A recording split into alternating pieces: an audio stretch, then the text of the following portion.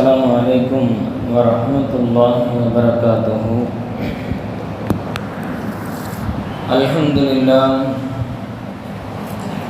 Alhamdulillahi rabbil alamin.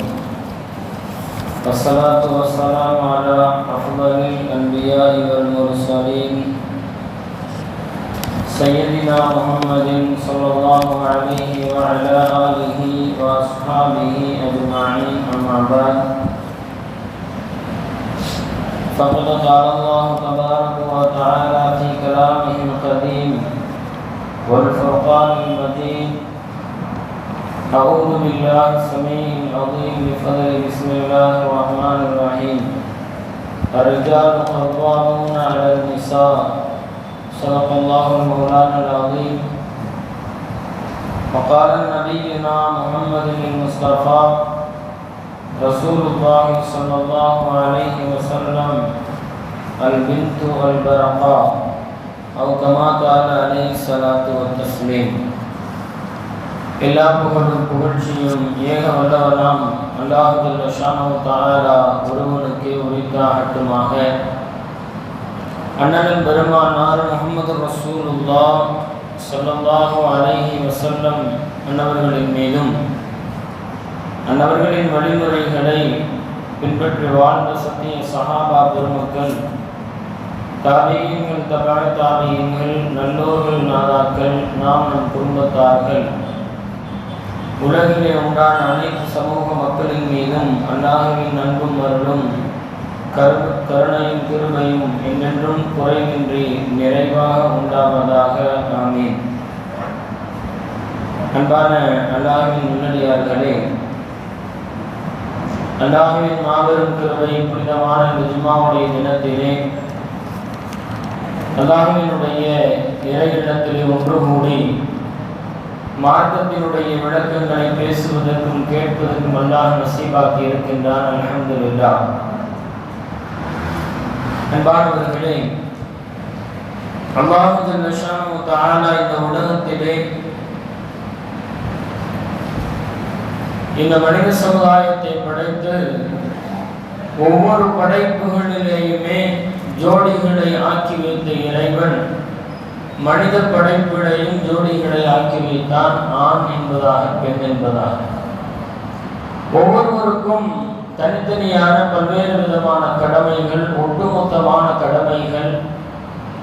எல்லா மனிதர்களும் மதிக்கப்பட வேண்டும், எல்லா இனங்களும் மதிக்கப்பட வேண்டும் என்பது இஸ்லாம் காட்டுகின்ற அற்புதமான வழி.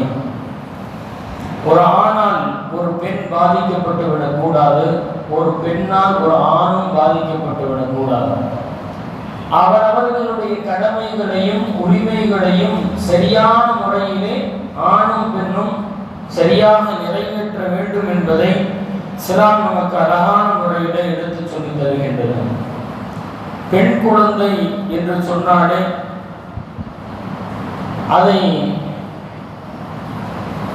அந்த பெண் குழந்தை என்பது செலவு வைத்துவிடும் என்பதாக பல்வேறு நபர்கள் பயப்பட்டார்கள். இன்றைக்கும் பெண் குழந்தை என்றாலே சில நபர்களுடைய முகங்கள் எல்லாம் மாறிவிடுவதை நாம் பார்க்கின்றோம்.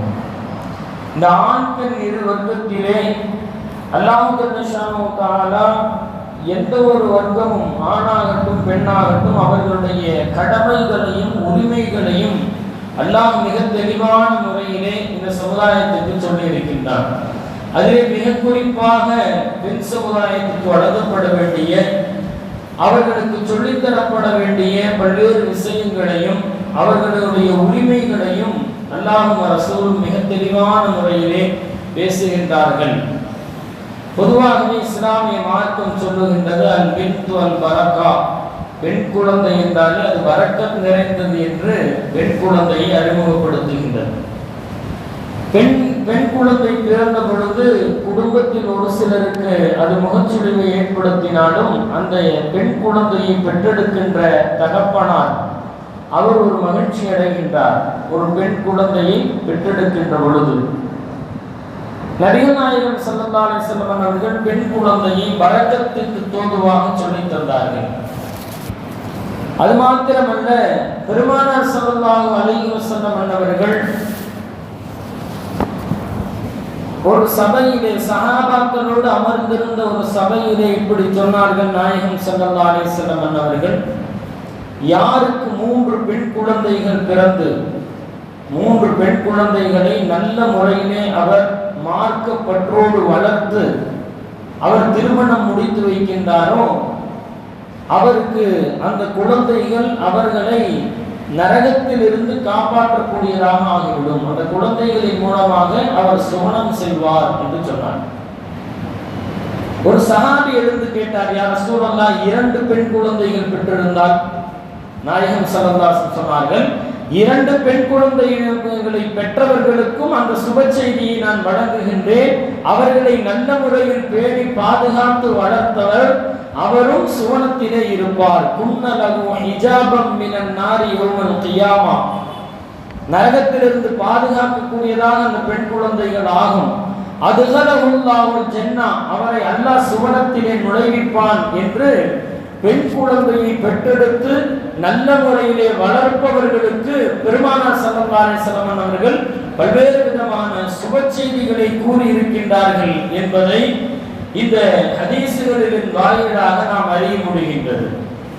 அதே போன்று நபி ஸல்லல்லாஹு அலைஹி வஸல்லம் அவர்கள் தங்களுடைய வாழ்க்கையிலே நிறைய விஷயங்களை தனக்கு பிடித்ததாக சொல்லுவார்கள். அதிலே ஒரு குறிப்பிட இப்படி வருகின்றது, 3 விஷயங்கள் பெருமானார் ஸல்லல்லாஹு அலைஹி வஸல்லம் அவர்களுக்கு பிடித்தவை. ஹுப்பிப இலைய மினத் துன்யா, துன்யாவிலே எனக்கு பிடித்தமானவைகள். அதிலே தய்யிப், அத்தர், நல்ல அத்தர். பெருமானார் ஸல்லல்லாஹு அலைஹி வஸல்லம் அவர்கள் அத்தரை விரும்பக்கூடியவர்களாக இருந்தார்கள். எல்லா தொழுகையிலேயும் அத்தரை பயன்படுத்தக்கூடியவர்களாக இருந்தார்கள். இரண்டாவதாக பெருமானார் ஸல்லல்லாஹு அலைஹி வஸல்லம் சொல்வார்கள், அந்நிசா, பெண்கள்.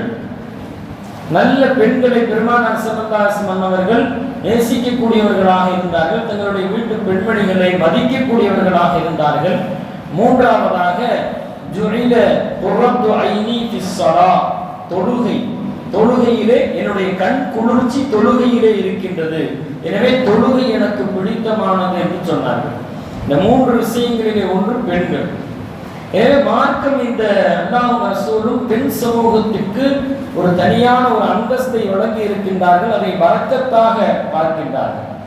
நாயகம் ஸல்லல்லாஹு அலைஹி வஸல்லம் அவர்கள் சொன்னார்கள், அர்பஉம் மினஸ் ஸஆதா, நற்பாக்கியம் என்பது 4 விஷயங்களிலே இருக்கின்றது. நற்பாக்கியம் என்பது 4 விஷயங்களில், அதில் ஒன்று அது மர்அத்து ஸாலிஹா, நல்ல மனைவி அமைவது அது நற்பாக்கியம் என்று பெருமானார் ஸல்லல்லாஹு அலைஹி வஸல்லம் சொன்னார்கள். இப்படி பெண்கள் குறித்து மார்க்கம் நிறைய விஷயங்களை இந்த சமுதாயத்திற்கு சொல்லித் தருகின்றது. அதே போன்று நாயகம் ஸல்லல்லாஹு அலைஹி வஸல்லம் சொல்வார்கள், கைரும் நிசாஇல் ஆலமீன் அர்பஉன், இந்த உலகத்திலே தலை சிறந்த பெண்கள் 4 பெண்மணிகள் என்று பெருமானார் ஸல்லல்லாஹு அலைஹி வஸல்லம் சொன்னார்கள். அதில் முதலாவதாக மரியம் பின்த் இம்ரான், இம்ரானுடைய மகள் மரியம் அலைஹிஸ்ஸலாம் அவர்கள். ஹஜ்ரத் ஈசா அலைஹிஸ்ஸலாம் அவர்களுடைய தாயார், கற்புக்கு பெயரெடுத்த ஒரு பெண்மணி, அல்லாஹ்வின் இறை நெருக்கத்தை பெற்ற ஒரு பெண்மணி ஹஜ்ரத் மரியம் அலைஹிஸ்ஸலாம் அவர்கள் இந்த உலகத்தின் தலை சிறந்த பெண்களில் ஒருவர். இரண்டாவதாக நாயகம் ஸல்லல்லாஹு அலைஹி வஸல்லம் சொன்னார்கள், ஆயிஷத்து பின்த் முஸாஹிம் இம்ராத்து ஃபிரௌன், ஆசியா அலைஹிஸ்ஸலாம் அவர்கள். ஆசியா பின்த் முஸாஹிம், ஃபிரௌனுடைய மனைவி ஆசியா அம்மையார் அவர்கள். அவர்கள் அல்லாஹ்வுடைய நெருக்கத்தை பெற்று வாழ்ந்த பெண்மணி. மூன்றாவதாக சொன்னார்கள் ஹதீஜத்து பின்த் ஹுவைலித், ஹுவைலித் அவர்களுடைய மகள் ஹதீஜா. ஹதீஜா ரலியல்லாஹு தஆலா அவர்கள் நபி ஸல்லல்லாஹு அலைஹி வஸல்லம் அவர்களுடைய முதல் மனைவி அன்னை ஹதீஜா ரலியல்லாஹு தஆலா அவர்கள். ஃபாத்திமா பின்த் முஹம்மத், முஹம்மதுடைய மகள் ஃபாத்திமா. இந்த 4 பெண்கள் இந்த உலகத்தின் தலை சிறந்த பெண்கள் என்பதாக பெருமானார் ஸல்லல்லாஹு அலைஹி வஸல்லம் சொன்னார்கள். இப்படி பெண்களை போற்றி இருக்கின்றார்கள். பெண்களுக்கு பல்வேறு உரிமைகளை பெருமானார் ஸல்லல்லாஹு அலைஹி வஸல்லம் அவர்கள் வழங்கி இருக்கின்றார்கள். இந்த உலகத்திலே நபிகள் நாயகம் ஸல்லல்லாஹு அலைஹி வஸல்லம் அவர்கள்தான் பெண்ணினத்தினுடைய பல்வேறு விதமான சமூக சீர்கேடுகளிலிருந்து பெண்களை பாதுகாத்தவர்கள் பெருமானார் ஸல்லல்லாஹு அலைஹி வஸல்லம் அவர்கள். அரபுலகத்திலே பல்வேறு கொடுமைகளுக்கு உள்ளாக்கப்பட்ட பெண் சமூகத்தை நல்வழிப்படுத்தியவர்கள், அவர்களுடைய வாழ்வு சிறப்பதற்காக உதவியவர்கள் நபிகள் பெருமானார் ஸல்லல்லாஹு அலைஹி வஸல்லம் அவர்கள். அப்படிப்பட்ட பெண்களுடைய விஷயத்திலே ஆண்களுக்கு நபி ஸல்லல்லாஹு அலைஹி வஸல்லம் அவர்கள் தங்களுடைய இறுதி உரையின் போது பெருமானார் ஸல்லல்லாஹு அலைஹி வஸல்லம் அவர்களுடைய ஹஜ்ஜத்துல் விதா, பெருமானார் ஸல்லல்லாஹு அலைஹி வஸல்லம் செய்த அந்த ஹஜ்ஜிலே இறுதி உரையிலே பல்வேறு வசியத்துகளை, பல்வேறு உபதேசங்களை இந்த சமுதாயத்திற்கு பெருமானார் ஸல்லல்லாஹு அலைஹி வஸல்லம் சொன்னார்கள். அதிலே ஒன்று இத்தகுல்லாஹ ஃபின்னிஸா, பெண்களுடைய விஷயத்திலே நீங்கள் அல்லாஹ்வை பயந்து கொள்ளுங்கள் என்பதாக ஆண் சமுதாயத்திற்கு எச்சரிக்கை விடுத்தார்கள். அவர்களுடைய விஷயத்தில் நீங்கள் அல்லாஹ்வை பயந்து கொள்ள வேண்டும் என்று சொன்னார்கள். அப்படிப்பட்ட பெண்களுடைய விஷயத்திலே இன்றைக்கு இஸ்லாமிய சமூகம் எந்த அளவுக்கு பெண்களுடைய விஷயங்களிலே நாம் கவனிக்கின்றோம், அந்த பெண் நம்முடைய தாயாக இருக்கலாம், நம்முடைய தாயை எந்த அளவுக்கு நாம் கவனித்துக் கொள்கின்றோம், நம்முடைய மனைவியாக இருக்கலாம், மனைவியினுடைய உரிமைகளை எப்படியெல்லாம் நாம் பேணுகின்றோம், நம்முடைய சகோதரிகளாக இருக்கலாம், அவர்களுக்குரிய விஷயங்களிலே எவ்வளவு கவனம் செலுத்துகின்றோம், நம்முடைய மகள்களாக இருக்கலாம், அவர்களுக்கு எந்த நல்வழிகளை நாம் காட்டித் தருகின்றோம் என்று ஒரு பெண் என்று வந்துவிட்டால், ஒரு ஆணினுடைய வாழ்க்கையிலே ஏதாவது ஒரு ரீதியிலே ஒரு பெண் சம்பந்தப்படுகின்றால் அதை இந்த ஆண்கள் கவனித்துக் கொள்ள வேண்டும் என்பதற்காக பெருமானாருடைய அந்த வார்த்தை அமைந்தது. ஒரு பெண் எந்த விதத்திலேயுமே பாதிக்கப்பட்டு விடக்கூடாது. அவள் தாயாக இருக்கின்ற தருணத்திலேயும், மகளாக இருக்கின்ற தருணத்திலேயும், மனைவியாக இருக்கின்ற, சகோதரியாக பரிணமிக்கின்ற எந்த தருணத்திலேயும் ஒரு பெண் தண்டிக்கப்பட்டு விடக்கூடாது, அவருடைய உரிமைகள் பறிக்கப்பட்டு விடக்கூடாது என்பதிலே நாயகம் ஸல்லல்லாஹு அலைஹி வஸல்லம் அவர்கள் கவனமாக இருந்தார்கள். அதை இந்த உம்மத்தே முஹம்மதியாவிற்கு, இந்த சமுதாயத்திற்கு பெருமானார் ஸல்லல்லாஹு அலைஹி வஸல்லம் அவர்கள் போதித்தார்கள். ஒவ்வொருவர்களுடைய கடமைகளையும் உரிமைகளையும் நீங்கள் சரியாக நிறைவேற்றுங்கள் என்பதாக நமக்கு சொன்னார்கள். ஒரு தாய் இருக்கின்றாரா, அவருக்கு உண்டான உரிமைகளை நீங்கள் சரியான முறையில், அவர்களுக்கு செய்ய வேண்டிய கடமைகளை சரியான முறையிலே செய்யுங்கள். உங்களுடைய பெற்றோர்களிடத்தில் நீங்கள் சீ என்கின்ற அந்த வார்த்தையை கூட சொல்லிவிட வேண்டாம். இன்றைக்கு நாம் சமுதாயத்திலே பார்க்கின்றோம், எத்தனையோ பெற்றோர்கள் தங்களுடைய பிள்ளைகளை பெற்றெடுத்ததற்காக வருத்தப்படுகின்ற பெற்றோர்கள் எத்தனையோ நபர்கள் இருக்கின்றார்கள். எத்தனையோ பிள்ளைகளை ஒரு அறிஞன் அழகாக சொல்லுவான், ஒரு தாய் ஒரு 10 குழந்தைகளை பெற்றெடுத்து வளர்த்து விட்டால், ஆனால் 10 குழந்தைகள் சேர்த்து ஒரு தாயை பார்க்க முடிவதில்லை என்று ஒரு அறிஞன் சொல்லுகின்றான். இந்த அளவுக்கு இன்றைக்கு சமுதாயத்தினுடைய நிலைமை, தாயாகட்டும் தந்தையாகட்டும் அவர்களுடைய விஷயத்திலே பொதுவோக்கானவர்களாக, அவர்களுக்கு செய்ய வேண்டிய கடமைகளை செய்யாதவர்களாக இன்றைக்கு பல்வேறு பெற்றோர்கள் பரிதவித்துக் கொண்டிருக்கின்ற சூழ்நிலை.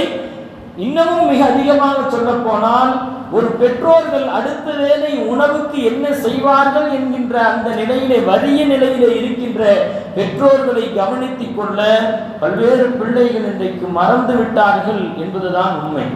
அன்பானவர்களே, உலகம் முழுக்க மிக குறிப்பாக இந்தியாவிலேயும் கூட பெற்றோர்களை பேணி காப்பதிலே முஸ்லிம்களுக்கு ஒரு நல்ல பெயர் உண்டு.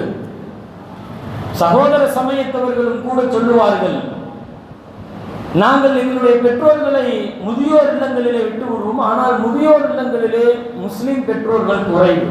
அது உண்மைதான். இந்த காலம் வரைக்கும் அது உண்மையாக இருக்கின்றது. இனி அடுத்த காலங்களினுடைய நிகழ்வுகள் எப்படி இருக்கும் என்பது தெரியாது. ஏனென்றால் நம்முடைய சிறு வயது முதலேயே பெற்றோர்களுடைய கண்ணியங்களை சொல்லி குழந்தைகளை வளர்க்கின்றோம். மத்தக மதரசாக்களிலிருந்தே தாயினுடைய கண்ணியத்தை மனதிற்குள் செலுத்துகின்றோம். அல் ஜன்னத்து தஹ்த அக்தாமில் உம்மஹாத், உன்னுடைய தாயின் பாதங்களுக்கு கீழே சுவனம் இருக்கின்றது, உன் தாயை பாதுகாத்துக் கொள் என்று சொல்லப்படுகின்றது.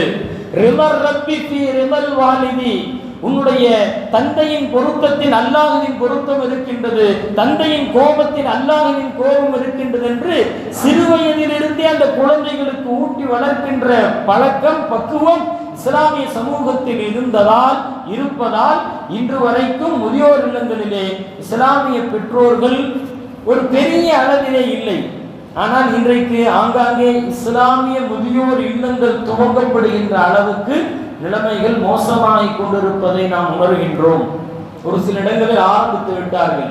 அந்த அளவுக்கு இன்றைக்கு நம்முடைய சமூகம் பெற்றோர்களை கவனித்துக் கொள்வதிலே, அவர்களுடைய அடுத்த வேளை உணவுக்குண்டான வழிவகைகள் செய்து கொடுப்பதிலே, அவர்களுடைய மருத்துவ ரீதியான விஷயங்களை பார்த்துக் கொள்வதிலே இந்த அளவுக்கு பின்தங்கி இருக்கின்றார்கள் என்பதை நாம் பார்க்கின்றோம்.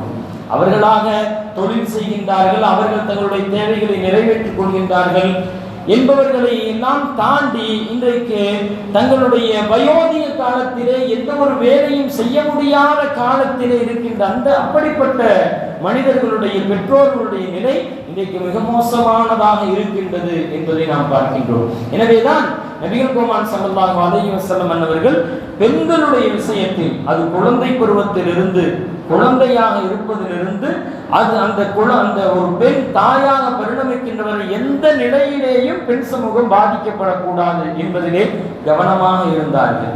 இது பெற்றோர்களுடைய நிலைமை. அடுத்ததாக ஒரு பெண் மனைவி என்கின்ற அந்தஸ்தை அடைகின்ற பொழுது எவ்வளவு மனக்குழப்பங்களையும் பல்வேறு விதமான ஆண்களால் அடக்குமுறைகளுக்கும் உள்ளாக்கப்படுகின்றாள் என்பதை நாம் அறிகின்றோம். அவர்களுக்கு என்ன தேவை, என்ன செய்ய வேண்டும் என்பதையெல்லாம் ஒரு ஆண் மிக நல்ல முறையிலே கவனிக்க வேண்டும். பெருமானார் ஸல்லல்லாஹு அலைஹி வஸல்லம் அவர்கள் தங்களுடைய மனைவிமார்களுடைய வீட்டுக்கு காலையில் ஃபஜ்ர் தொழுகைக்கு பின்பு ஒரு முறை அனைத்து மனைவிமார்களுடைய வீட்டுக்கும் சென்று அவர்களுடைய தேவை என்ன என்பதை கேட்டு நிறைவேற்றுவார்கள். மாலை ஒரு முறை அப்படியே வலம் வந்து அவர்களுடைய தேவை என்ன என்பதை கேட்டு நிறைவேற்றுவார்கள் என்பதை நபிகளாரினுடைய வரலாற்றிலிருந்து நாம் அறிகின்றோம். என்று சொன்னால் மனைவிமார்களுக்குரிய உரிமையை சரியான முறையில் செய்ய வேண்டும். எனவேதான் பெருமானார் ஸல்லல்லாஹு அலைஹி வஸல்லம் சொன்னார்கள், ஹைருக்கும் ஹைருக்கும் லிஅஹ்லிஹி வ அனா ஹைருக்கும் லிஅஹ்லிஹி. உங்களில் சிறந்தவர் உங்களுடைய மனைவியிடத்தில் யார் சிறந்தவரோ அவர்தான் உங்களில் சிறந்தவர். நான் என்னுடைய மனைவிமார்களிடத்தில் சிறந்தவனாக இருக்கின்றேன். நீங்கள் ஊரிலே நல்ல பேர் எடுப்பதெல்லாம் பெரிதல்ல. ஊரிலே பெரிய தலைவராக, சமுதாயத்தினுடைய பாதுகாவலர்களாக, மிகப்பெரிய செல்வந்தர்களாக, ஊரிலே பெரிய அரசியல் வல்லுநர்களாக, தலைவர்களாக, வெளியிலே பார்த்தால் 10 நபர்கள் என்னை கண்டு பயப்படுவார்கள் என்று சொல்வதெல்லாம் பெரிதல்ல. வீட்டுக்குள் நீ நல்லவனாக இருக்க வேண்டும். வீட்டுக்குள் உன் மனைவி உன்னை நல்லவன் என்று சொன்னதால்தான் நீ உண்மையான நல்லவன் என்பதை பெருமானார் ஸல்லல்லாஹு அலைஹி வஸல்லம் சொல்வார்கள். ஊருக்கெல்லாம் உபதேசம் செய்துவிட்டு, ஊருக்கெல்லாம் அவர் பெரிய தலைவராக இருந்துவிட்டு, வீட்டுக்குள் மனைவி இடத்தில் பேசாதவராக, வீட்டுக்குள் மனைவி மக்களிடத்திலே சண்டை சச்சரவுகளிலே ஈடுபடுவராக இருந்தால் அவர் நல்ல மனிதர் அல்ல என்று சொன்னார்கள் பெருமானார் ஸல்லல்லாஹு அலைஹி வஸல்லம். நல்ல மனிதருக்கு அடையாளம் வீட்டுக்குள்ள உன்னை நல்லவர்கள் என்று சொல்ல வேண்டும்.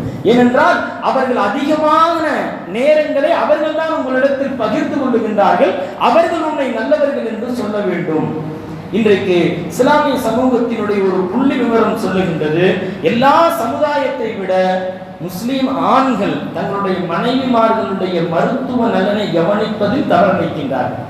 ஒரு மனைவிக்கு என்ன நோய், என்ன ஆச்சு, என்ன அடுத்த ட்ரீட்மெண்ட் என்ன பண்ணணும், இதிலே கவனக்குறைவாக இஸ்லாமிய ஆண்கள் இருக்கின்றார்கள் என்று ஒரு தகவல் சொல்லுகின்றது. பொதுவாகவே ஆண்களுக்கு ஒரு பெண் நோயாளியாக ஆகிவிட்டால், அல்லது ஒரு பெண்ணுக்கு மனைவிக்கு காய்ச்சல் வந்து விட்டால், பெரும்பாலான ஆண்களுடைய நிலை என்ன? காசை கொடுத்து உங்க அம்மாவை கூட்டிட்டு ஹாஸ்பிட்டல் போயிட்டு வந்து, உன் தாயை அழைத்துக் கொண்டு மருத்துவமனைக்கு சென்று விட்டு வா என்று சொல்லுகின்ற ஆண்கள் இன்றைக்கு அதிகம். பக்கத்து வீட்டு பெண்களை அழைத்துக் கொண்டு மருத்துவமனைக்கு சென்று விட்டு வா என்று சொல்லுகின்ற ஆண்கள் அதிகம். அவர்கள் எந்த மருத்துவரை பார்க்க வேண்டும், அவர்களுடைய ட்ரீட்மெண்ட் என்ன, இதிலே கவனக்குறைவாக நம்முடைய ஆண்கள் இருக்கின்றார்கள். இதை மாற்றிக்கொள்ள வேண்டும். ஆனா ஆணுக்கு ஒரு ஏதாவது காய்ச்சல் தலைவலி வந்துருச்சு அப்படின்னா இவர் வீட்டவே ரெண்டாக்கிடுவார்.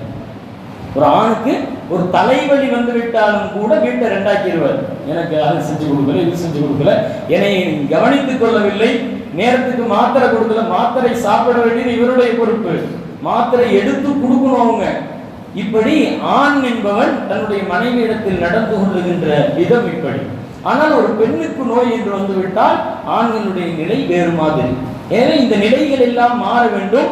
பெண்களுக்குரிய பல்வேறு விதமான, இன்றைக்கு பெண்களுக்கு மருத்துவ ரீதியாக பல்வேறு விதமான நோய்கள் ஏற்படுகின்றன.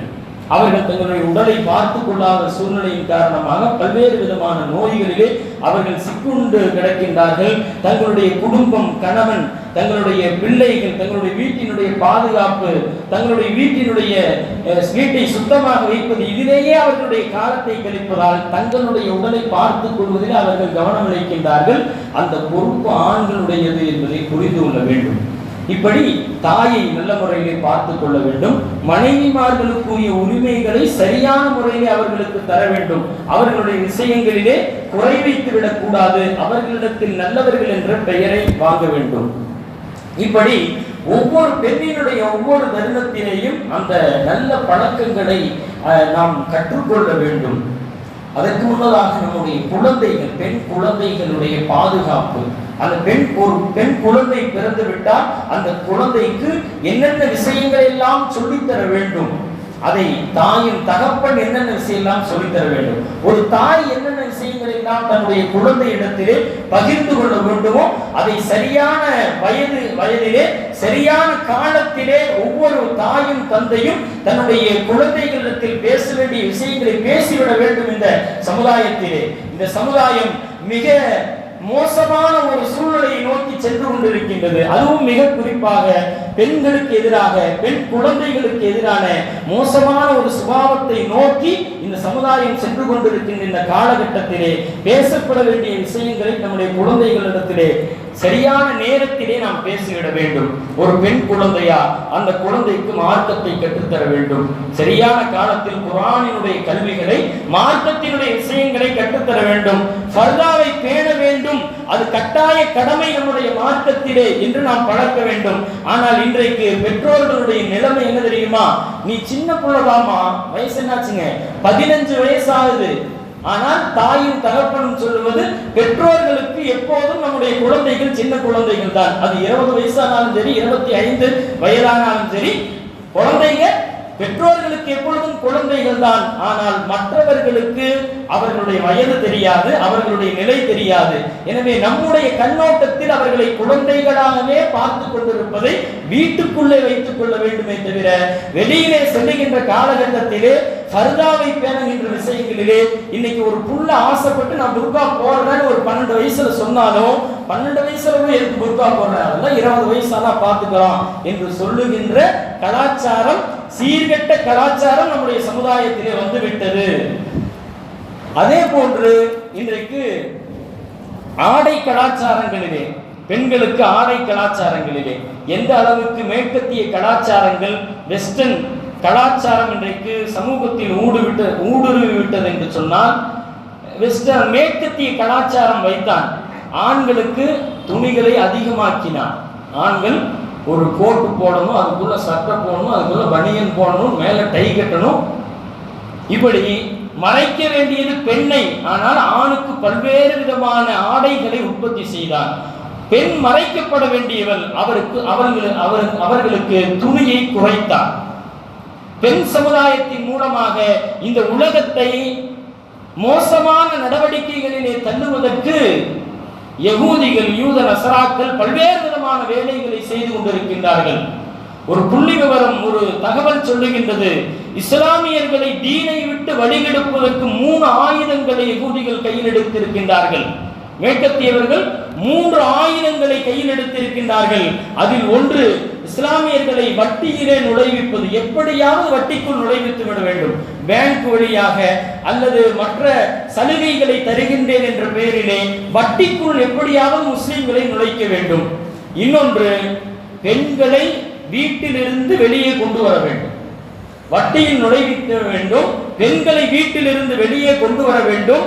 ஆலிம்களுடைய தொடர்பை விட்டு, பள்ளியினுடைய தொடர்பை விட்டு மக்களை தனிமைப்படுத்த வேண்டும். இந்த 3 விஷயத்தை நாம் செய்துவிட்டால் இந்த உலகத்தில் இஸ்லாத்தை அழித்து விடலாம், இஸ்லாமிய வளர்ச்சியை தடுத்து விடலாம் என்று மேற்குலகத்தினர்கள் பல்வேறு விதமான சதிகளை இந்த 3ஐ ஒட்டித்தான் அவர்கள் செய்வார்கள். ஒரு பெண்ணை எப்படியெல்லாம் வெளியிலே கொண்டு வர வேண்டும், அதற்குண்டான எல்லா வேலைகளையும் செய்வார்கள். வட்டியிலே எப்படியெல்லாம் நுழைவிக்க வேண்டும் எல்லா வேலைகளையும் செய்வார்கள்.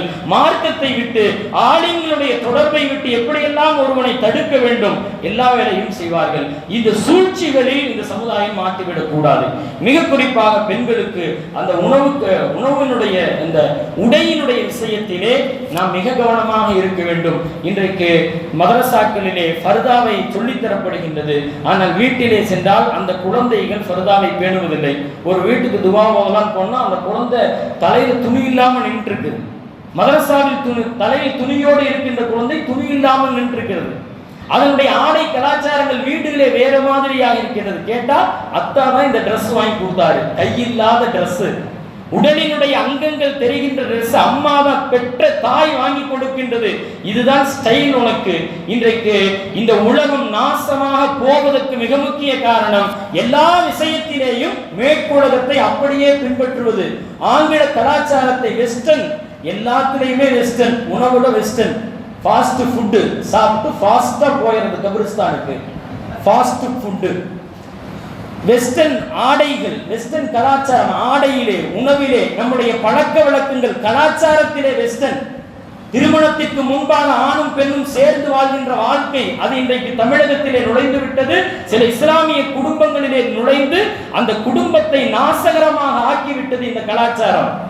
ஆணும் பெண்ணும் திருமணத்திற்கு முன்னால் வாழ்ந்து கொள்வது, பிடித்தால் தொடர்ந்து வாழ்வது, இல்லை என்றால் விட்டு விடுவது என்ற கலாச்சாரம் எல்லா விஷயத்திலேயுமே வெஸ்டர்ன். வெஸ்டர்ன் டாய்லெட் எல்லாத்திலேயுமே தம்முடைய இஸ்லாமிய கலாச்சாரங்களையும் மறந்து விட்டோம். தமிழகத்தினுடைய கலாச்சாரங்களையும் மறந்து இன்றைக்கு அந்நியர்களை இந்த நாட்டை விட்டு துரத்தி விட்டோம். ஆனால் அவர்களுடைய பழக்க வழக்கங்கள் கலாச்சாரங்கள் அனைத்தையும் நம்முடைய வாழ்க்கையிலே உள்வாங்கி இன்னும் நாம் அவர்களுக்கு அடிமைகளாகத்தான் இருக்கின்றோம் என்பதை மறந்து நாம் இந்த உலகத்திலே இருக்கின்றோம். எனவே மிக குறிப்பாக பெண்களினுடைய ஆடை கலாச்சாரங்கள் பழக்க வழக்கங்களிலே ஆண்கள் கவனம் செலுத்த வேண்டும். இது சின்ன புள்ள, நம்ம புள்ள சின்ன புள்ள என்று அதற்கு குறைவான ஆடைகளை, அங்கங்கள் தெரிகின்ற ஆடைகளை வாங்கி அணியக்கூடாது என்பதை நாம் புரிந்து கொள்ள வேண்டும். இன்னும் குழந்தைகளுக்கு நிறைய விஷயங்கள் சொல்ல வேண்டியது இருக்கின்றது. ஒரு குழந்தைக்கு குட் டச்னா என்ன, பேட் டச்னா என்ன சொல்லித்தரணும். ஒரு தாய் சொல்லித்தரணும். ஒரு ஆண் தொட்டால் அது ஒரு நம்ம எங்கே தொடுகின்றார் என்பதை வைத்து அவர் நல்லவரா கெட்டவரா என்பதை புரிந்து கொள்வதை நம்முடைய குழந்தைகளுக்கு இந்த நாசகரமான இந்த வாழ்வியலிலே, இந்த இக்கட்டான சூழ்நிலைகளிலே ஒரு குழந்தைக்கு ஒரு தாய் சொல்லிக் கொடுப்பது கட்டாயமான ஒரு விஷயம். ஒரு குழந்தைக்கு அந்தந்த பருவங்களிலே அதை சொல்லித் தந்து விட வேண்டும். மகரமான ஆண்கள் யார்? மகரமில்லாத ஆண்கள் தான். இவர்கள் முன்னால் தான் நிற்க வேண்டும், பேச வேண்டும். இந்தந்த ஆண்களின் முன்னால் நிற்கக்கூடாது, பேசக்கூடாது. கண்டிப்பான விஷயம். அல்லாஹ் இதிலே நரகத்திலே நுழைத்து விடுவான் என்ற அச்சத்தை நம்முடைய குழந்தைகளுடைய உள்ளத்திலே நாம் செலுத்த வேண்டும். நம்ம மாமா தாமா கூட போமா என்று நாமே தாட்டி வைக்கின்ற பைக்கிலே நம்ம சொந்தக்காரதாமா, நம்ம ஒண்ணு விட்ட தூரத்து சொந்தம். அவர் பைக்கிலே நான் நீயே போமா, ஸ்கூலுக்கு போமா, காலேஜுக்கு போமா. நாமளே நம்முடைய குழந்தைகளை வழிகேட்டிலே செல்வதற்கு ஒவ்வொரு ஆணினுடைய சிந்தனை எப்படி இருக்கும் என்பது தெரியாது. ஷைத்தான் எப்படி வழிகெடுத்து விடுவான் என்பதை நாம் அறிய மாட்டோம். எனவே மஹரமை பேணுகின்ற விஷயத்திலே நாமும் நல்ல முறையில் இருக்க வேண்டும், ஆண்களும் நல்ல முறையில் இருக்க வேண்டும். நமக்கு மஹரமான பெண்கள் யார், அவர்களிடத்தில் பேச வேண்டும். நமக்கு தகுதியில்லாத அந்நிய பெண்களிடத்தில் பேசக்கூடாது. அல்லாஹ் பெண்களுக்கு நீங்கள் உங்களை கற்பை பாதுகாத்துக் கொள்ளுங்கள் என்று பெண்களுக்கு கூறியதை போன்று உங்களுடைய பார்வைகளை தாழ்த்திக் கொள்ளுங்கள் என்று ஆண்களுக்கும் அல்லாஹ் எச்சரிக்கின்றார். எனவே இரண்டு சமூகமும் ஆண்களும் பெண்களும் சரியான முறையில் இந்த மஹரமை பேணுகின்ற விஷயத்திலே நாம் மிக கவனமாக இருக்க வேண்டும் என்பானவர்களே. அதே போன்று அந்நிய ஆண்களின் அருகிலே செல்லக்கூடாது என்று நம்முடைய குழந்தைகளுக்கு அந்த பழக்கங்களை ஏற்படுத்த வேண்டும். உறவினர்களாக இருந்தாலும் ஒரு வயதை அடைகின்ற பொழுது ஒரு டிஸ்டன்ஸ் கீப் பண்ணணும் அப்படின்னு சொல்லி தரணும் நம்முடைய குழந்தைகளுக்கு.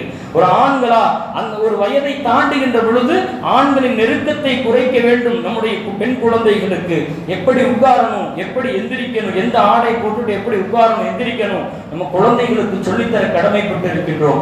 நாம் மருத்துவமனைகளில் எப்படி இருக்கணும், ஸ்கூல்களில் ஆண் ஆசிரியர்களிடத்தில் எப்படி நடந்து கொள்ள வேண்டும், அவர்கள் நம்மிடத்தில் எப்படி நடப்பதை நாம் அனுமதிக்க வேண்டும், இது எல்லாவற்றையும் பேசுவது பெற்றோர்களினுடைய மிக முக்கிய காரணம். மிக குறிப்பாக தாய் இந்த விஷயங்கள் எல்லாம் என் குழந்தைகிட்ட இதை எப்படி பேசுறது என்று தயக்கப்பட்டு இருக்கக்கூடாது. பேச வேண்டிய காலங்களில் இந்த விஷயங்களை எல்லாம் பேசிவிட வேண்டும். இப்படி ஒவ்வொரு தருணங்களிலேயும் நம்முடைய குழந்தைகளுக்கு சொல்ல வேண்டிய பல்வேறு விஷயங்கள் இருக்கின்றது. அதே போன்று நம்முடைய பெண் பிள்ளைகளுக்கு காதல் வலையிலே சிக்கிவிடக் கூடாது. மிக குறிப்பாக சில மதவாத சக்திகள் இஸ்லாமிய பெண்களை குறிவைத்து அவர்களுடைய வாழ்க்கையை சீரழிப்பதற்கு, சின்னாபின்னமாக்குவதற்கு தயாராக இருக்கின்றார்கள் என்ற விஷயங்களை எல்லாம் நம்முடைய இளம் பருவ அந்த பெண்களுக்கு நாம் சொல்லித்தர கடமைப்பட்டு இருக்கின்றோம். இப்படி இஸ்லாம் இந்த சமுதாயத்திற்கு மிக குறிப்பாக பெண்களுக்கு செய்ய வேண்டிய அந்த உரிமைகள், கடமைகள், அவர்களுக்கு சொல்லிக் கொடுக்க வேண்டிய விஷயங்கள் என்று எவ்வளவோ இருக்கின்றது. இன்னும் நிறைய விஷயங்கள் இருக்கின்றது. ஒரு திருமணமாகி ஒரு வீட்டுக்கு சென்றால் கணவனிடத்தில் எப்படி நடக்க வேண்டுமா, அந்த குடும்பத்திடத்தில் எப்படி நடக்க வேண்டும், எல்லாவற்றையும் ஒரு தாய் சொல்லிக் கொடுக்க வேண்டும். அவர்கள் தைரியமாக இருக்க வேண்டும். எல்லா விஷயங்களையும் எதிர்கொள்ளக்கூடிய அந்த துணிச்சலை பெண்களுக்கு தர வேண்டும். எந்த விஷயமாக இருந்தாலும் சரி அது பெற்றோர்களிடத்தில் பகிர்ந்து கொள்ள வேண்டும். எங்களிடத்தில் நீ சொல்ல வேண்டும் என்ற அந்த தைரியத்தை குழந்தைகளுக்கு நாம் கொடுக்க வேண்டும். இந்த விஷயங்களெல்லாம் இந்த சமுதாயம் மிக குறிப்பாக கவனம் செலுத்த வேண்டும் என்பானவர்களே. அதே போன்று ஒரு சுதந்திர சிந்தனையிலே நம்முடைய இன்றைய பெண்கள் சுதந்திர சிந்தனையில் சென்று கொண்டிருக்கின்றார்கள். அதிலிருந்தும் தடுக்க வேண்டும், தைரியங்களையும் கொடுக்க வேண்டும். நான் என்னுடைய வாழ்க்கையை நான் முடிவெடுத்துக் கொள்கின்றேன் என்ற தவறான சிந்தனை இன்றைக்கு பெண் குழந்தைகள்கிட்ட அதிகமாகிடுச்சு. அதை மிகவும் குறிப்பாக நாம் வெளிப்படையாகவே சொல்லலாம். கொஞ்சம் படிப்பு வந்துவிட்டால் என் வாழ்க்கையை நான் முடிவெடுத்துக் கொள்வேன் என்கின்ற அந்த விஷயம் வந்து விடுகின்றது. அதை நாம் பக்குவமாக எடுத்து சொல்ல வேண்டும். ஒரு பெண் என்பவள் ஒரு ஆணுக்கு கீழே இருப்பவர், ஆணினுடைய பாதுகாப்பில் இருப்பதை தான் மார்க்கம் விரும்புகின்றது. பெண் என்பதை எப்போதும் தனித்திருப்பதை மார்க்கம் விரும்புவதில்லை. அர்ரிஜாலு கவ்வாமூன அலன் நிசா, ஆண்கள் பெண்களின் பாதுகாவலர்களாக, அவர்களை நிர்வகிப்பவர்களாக இருக்கின்றார்கள் என்று குர்ஆன் சொல்கின்றது. இதை பெண்கள் அடிமைத்தனமாக எடுத்துக்கொள்ளக்கூடாது. ஒரு ஆண் எப்போது ஒரு பெண்ணுக்கு கீழே, ஒரு பெண்ணை பாதுகாப்பதிலே ஒரு ஆண் தந்தையாக, சகோதரனாக, கணவனாக, மகனாக ஒரு ஆண் இருக்கின்றான் என்று தெரிந்தால் அந்நிய ஆண்கள் அந்த பெண்ணை நெருங்க பயப்படுவார்கள். ஒரு பெண்ணை பாதுகாப்பதற்கு ஒரு ஆண் இல்லை என்று தெரிந்தால் அந்த பெண்ணிடத்திலே தவறான முறைகளிலே நடந்து கொள்ள ஒரு ஆணினுடைய சலன புத்தி அப்படி சென்றுவிடும் என்பதிலே பல்வேறு விஷயங்கள் இந்த சமுதாயத்தில் நடக்கின்ற தினசரி நாளிதழ்களிலே நாம் காணுகின்ற பல்வேறு விஷயங்கள் இதையெல்லாம் நமக்கு சொல்லித் தருகின்றது. எனவே நம்முடைய குழந்தைகளுக்கு எவ்வளவு விஷயங்களை நல்ல முறையிலே சொல்லித்தர வேண்டுமோ அவைகளை அந்தந்த காலகட்டங்களிலே சொல்லித்தர வேண்டும். அதன் அடிப்படையிலே அன்பான சகோதரர்களே, வருகின்ற செவ்வாய்க்கிழமை நம்முடைய மேட்டுப்பாளையத்தினுடைய அனைத்து பள்ளிவாசல்களினுடைய நிர்வாக பெருமக்கள் இணைந்திருக்கின்ற ஐக்கிய ஜமாத் பேரவையின் சார்பாக பெண்களுக்கென்று ஒரு விழிப்புணர்வு, ஒரு மாநாடாக பெண்களுக்கு என்னெல்லாம் சொல்லித்தர வேண்டும், பெண்களினுடைய பாதுகாப்பு, பெண்களின் பாலியல் கொடுமைக்கு எதிராக பெண் குழந்தைகளுடைய பாதுகாப்பு, ஒரு விழிப்புணர்வு பெண்களுக்கு சொல்லித் தருவதற்குண்டான ஒரு விழிப்புணர்வு நிகழ்ச்சி வருகின்ற செவ்வாய்க்கிழமை 24ஆம் தேதி நஞ்சையா லிங்கம்மாள் திருமண மண்டபத்திலே நடைபெற இருக்கின்றது. மாலை 5 மணி முதல் இரவு 8 மணி வரை. எவ்வளவோ நேரங்கள் எதற்கெல்லாம் நம்முடைய குழந்தைகளை அழைத்து செல்கின்றோம். ஆண்களுக்கும் தனி இடவசதி செய்யப்பட்டிருக்கின்றது. புதிதாக இஸ்லாத்தை ஏற்று பல்வேறு சமூக சேவைகள் செய்து வருகின்ற சமூக ஆசிரியர் ஃபாத்திமா சபரிமால் அவர்கள் பெண் குழந்தைகளுக்கான அந்த உரை நிகழ்த்த இருக்கின்றார்கள். ஜமாத்தார்கள் அனைவரும் நம்முடைய வீட்டு பெண்மணிகள், நம்முடைய மனைவிமார்கள், தாய்மார்கள், நம்முடைய குழந்தைகள், சகோதரிகள் எல்லோரையும் அழைத்து வந்து இந்த நிகழ்விலே கலந்து கொண்டு முழுமையான பயன்களை அடைந்து கொள்வதற்கு நாம் ஏற்பாடுகள் செய்ய வேண்டும். அல்லாஹ் தௌஃபீக் செய்வானாக. வாஹிரு தஅவானா அல்ஹம்துலில்லாஹி ரப்பில் ஆலமீன். அஸ்ஸலாமு அலைக்கும் வரஹ்மத்துல்லாஹி வபரகாத்துஹு.